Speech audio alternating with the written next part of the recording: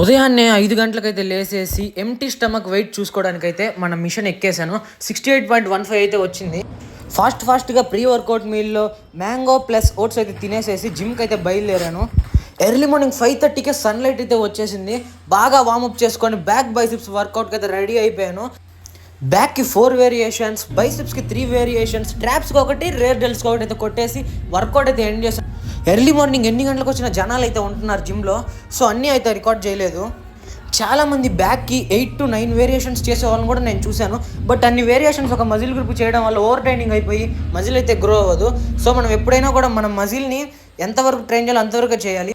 ఓవర్గా ట్రైన్ చేయడం వల్ల మజిల్ గ్రోత్ అవ్వడం పక్కన పెడితే మజిల్ లాస్ అయ్యే ఛాన్సెస్ అయితే చాలా ఎక్కువ ఉంటాయి.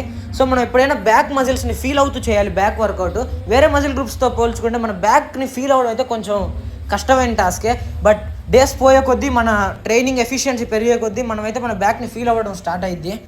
వర్కౌట్ అయిపోయిన ప్రతిసారి నేను నా మజిల్స్ని చూసుకొని పంప్ అయితే చెక్ చేసుకుంటాను. అదైతే నాకు ఇప్పుడు ఒక రొటీన్ లాగా మారిపోయింది. ఒకప్పుడు అయితే నేను చాలా సిగ్గుపడేవాడిని టీషర్ట్ తీయడానికి.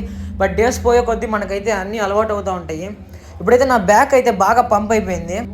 ఇప్పటికే చాలా లేట్ అయిపోయింది. సో మనం కూల్ డౌన్ అయితే చేసుకొని కొన్ని స్ట్రెచెస్ అయితే చేసుకొని పోస్ట్ వర్కౌట్ స్ట్రెచెస్ ఇంకా హ్యాండ్ వాష్ చేసుకొని అయితే మనం ఇంటికైతే బయలుదేరాము. వర్కౌట్ అయిపోయాక హ్యాండ్ వాష్ చేసుకోవాలి, ఎందుకంటే చాలా బ్యాక్టీరియా అయితే ఉంటుంది మన వెయిట్స్ మీద.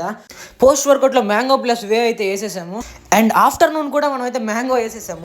ఇంకా మనం వర్క్స్ కంప్లీట్ చేసుకొని ఈవినింగ్ మేడెక్కి వాకింగ్ అయితే చేసాము కార్డియో కోసం, స్టెప్స్ కంప్లీట్ చేయడం కోసం. స్నానం చేసేసి వచ్చి మన ఫైనల్ మీల్ అయితే కడుపార ఆరగించినప్పుడు నాకైతే చాలా సంతోషం అనిపించింది. ఇంకా మళ్ళీ ఒక 5 minutes అయితే వాక్ చేసాము డైజెషన్ కోసం.